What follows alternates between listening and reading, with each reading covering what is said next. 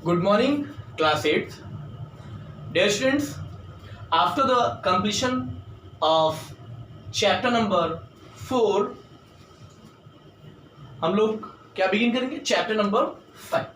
तो यहाँ पे चैप्टर 5 हम लोग आज शुरू करेंगे. आई होप आपको चैप्टर नंबर 4 यानी क्यूबेसिक जो आपके बेसिक कमांड्स थे, तो चैप्टर नंबर 4 आपको अच्छे से समझ में आया होगा.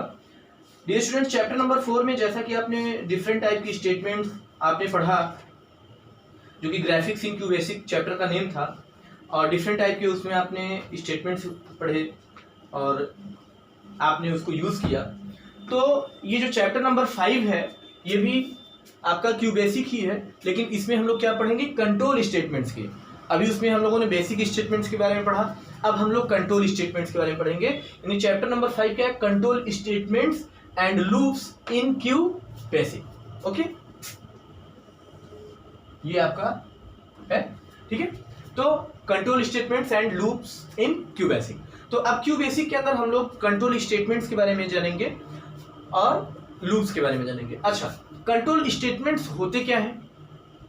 पहले तो पहला जो क्वेश्चन है, what is the control statement? It is used to control the execution of flow of statements in a program. Means they execute block of statements according to the mentioned condition.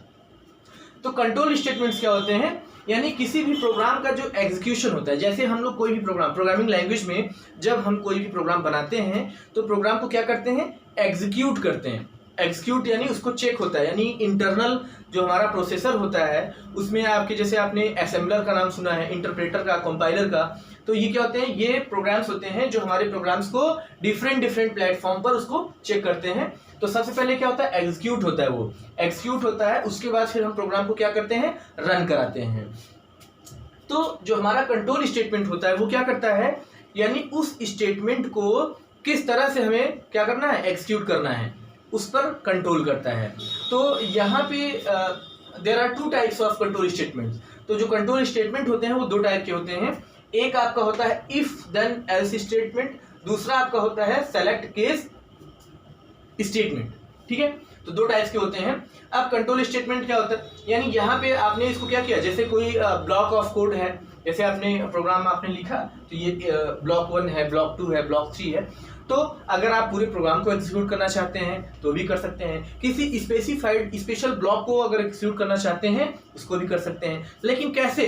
In control statements का use करके, यानी in control statements का use करके आप particular block को क्या कर सकते हैं? एग्जीक्यूट करा सकते हैं. तो ये होता है हमारा कंट्रोल स्टेटमेंट. अब जैसे पहला जो है स्टेटमेंट, यानी इफ देन एल्स स्टेटमेंट. तो इफ देन एल्स में क्या होता है? This statement is used to take decision depending upon a specified condition. That means ये जो आपका इफ देन एल्स स्टेटमेंट होता है, ये क्या करता है? ये डिसीजन किस पे लेता है? डिपेंड होता है इसका डिसीजन स्पेसिफाइड कंडीशन. यानी वहां पे जैसे आप कोई सपोज दैट आप 2 स्टूडेंट्स के मार्क्स को कंपैरिजन कर रहे हैं, या इवन और ऑड. जैसे हम एक छोटा सा प्रोग्राम बनाते हैं कि कोई नंबर हम लेते हैं इनपुट के रूप में, और उसमें ये स्पेसिफाइड करते हैं कि ये नंबर इवन है या ऑड है, तो उसके लिए प्रोग्राम करते हैं. तो वो आपका क्या होता है? स्पेसिफाइड कंडीशन होता है. या जैसे 2 स्टूडेंट हैं, एक ए है एक बी है, ठीक है. अब इन दोनों के मार्क्स में हम लोग क्या करते हैं? उसको कंपैरिजन करते हैं. तो वो क्या हो जाता है? हमारा स्पेसिफाइड कंडीशन हो जाता है. या हमें सपोज दैट जैसे स्टूडेंट्स हैं, तो हमें एक कंडीशन स्पेसिफाइड कर देना है कि अगर 60% या 60% के अबव है तो वो उसका डिवीजन फर्स्ट डिवीजन होगा. ठीक है. अगर 65 के बिलो है, 50 या 50 मार्क्स है, और 60 से बिलो है, 50 से अपर, 50 या 50 से ज़्यादा है, तो वो उसका सेकंड डिवीजन है. तो इस तरह से हम लोग स्पेसिफाइड कंडीशन कर देते हैं, तो वो प्रोग्राम में काम करता है. तो यहाँ पे इसका सिंटैक्स आप देखेंगे. सिंटैक्स दैट मीन्स उसका जो लिखने का तरीका होता है. तो सबसे पहले क्या होता है? जैसे इफ लिखेंगे, कंडीशन होगा आपका, यानी जो भी आप कंडीशन देना चाहते हैं, जैसे इफ मार्क्स ग्रेटर देन और इक्वल टू 60. नेक्स्ट हम आपको एक एग्जांपल देते हैं, उसमें आपको हम समझाते हैं. तो इफ ये कंडीशन हो गया, आफ्टर देन प्रिंट, ठीक है। अगर ये कंडीशन ट्रू होता है, ट्रू यानी अगर सही होता है तो ये मैसेज प्रिंट होगा, और अगर ये फॉल्स होता है सपोज दैट, तो एल्स का ऑप्शन आएगा, else print this after then end if. यानी अगर ये कंडीशन ट्रू होता है तो ये ब्लॉक ऑफ कोड क्या होगा, प्रिंट हो जाएगा। लेकिन अगर फॉल्स होता है तो कौन सा प्रिंट होगा, ये एल्स वाला प्रिंट हो जाएगा। तो ये आपका क्या एक सिंटैक्स है इफ देन एल्स स्टेटमेंट के लिए। आइए हम लोग एक एग्जांपल के थ्रू समझते हैं कि इसको हम लोग प्रोग्रामिंग में कैसे यूज करते हैं इफ देन एल्स स्टेटमेंट को। अब यहाँ पे हम लोग एग्जांपल 1 देखते हैं, ठीक है, इफ देन एल्स स्टेटमेंट के लिए।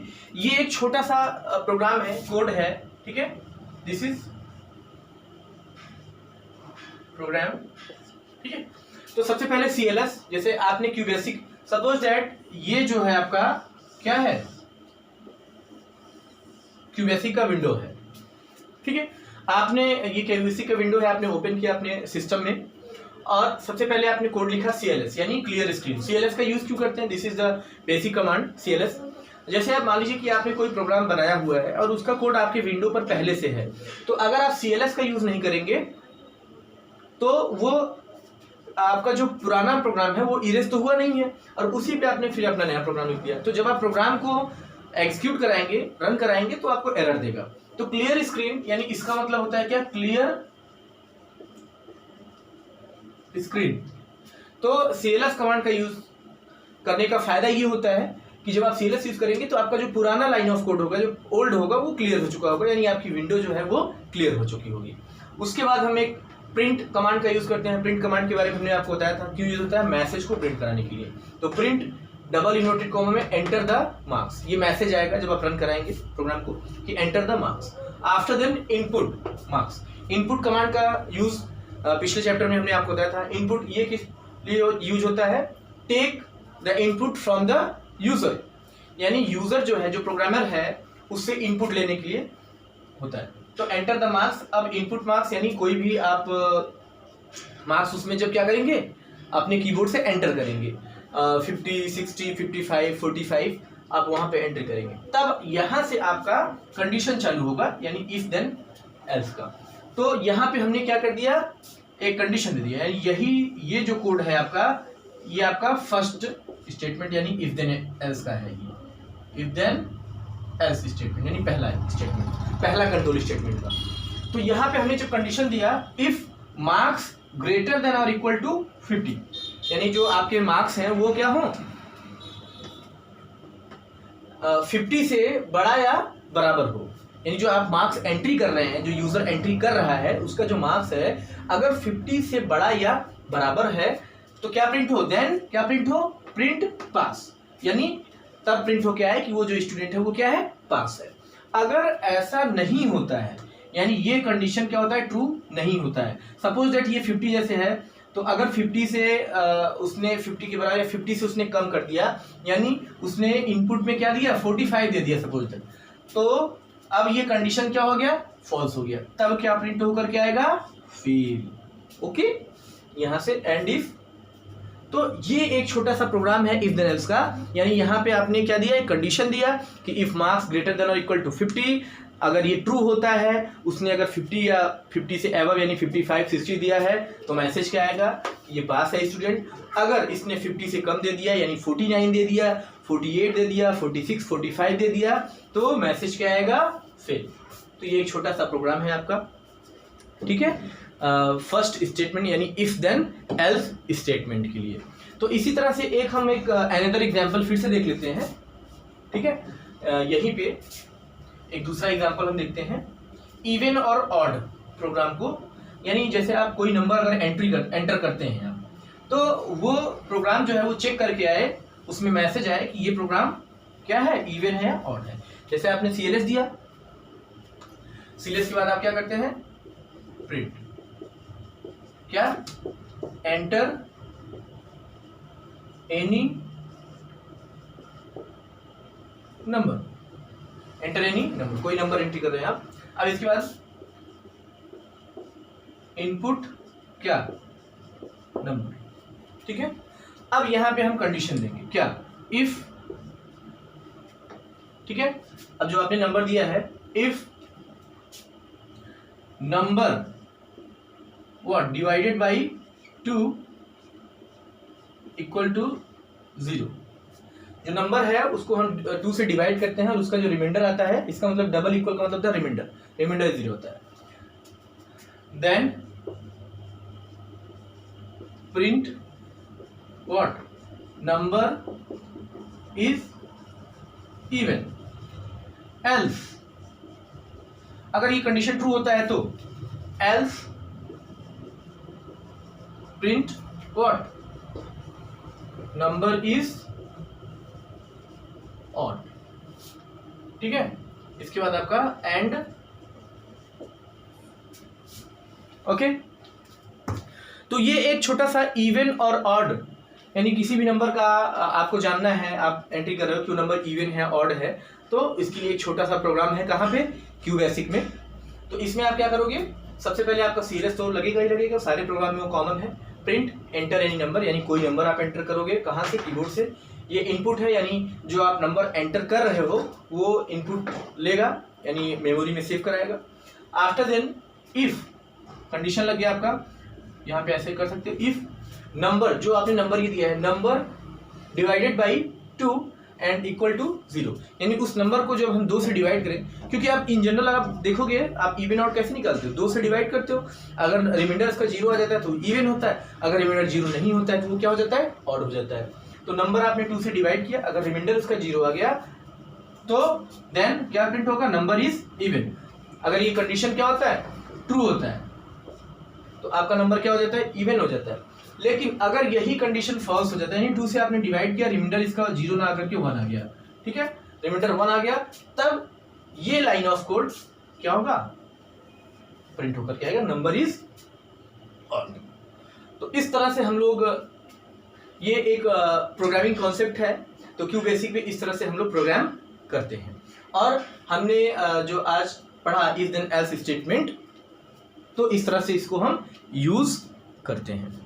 तो डियर स्टूडेंट्स, आई होप आपको फर्स्ट कंट्रोल स्टेटमेंट यानी इफ देन एल्स स्टेटमेंट आपको बहुत अच्छे से समझ में आया होगा।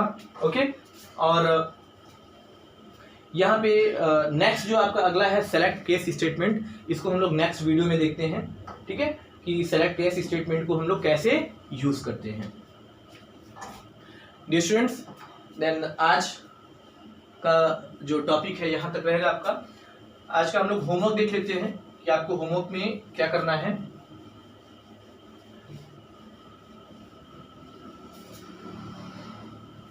होमवर्क जो पहला क्वेश्चन आपका होगा होमवर्क में,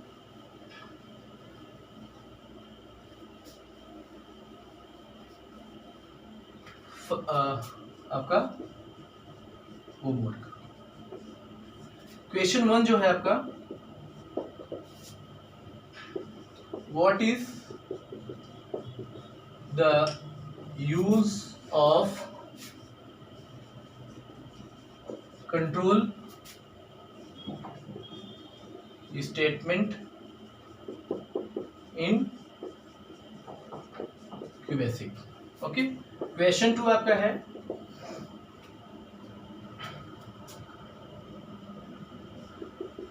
explain if then else statement, if then else with an example, with an example. Okay, question 3, write a program in QBasic to find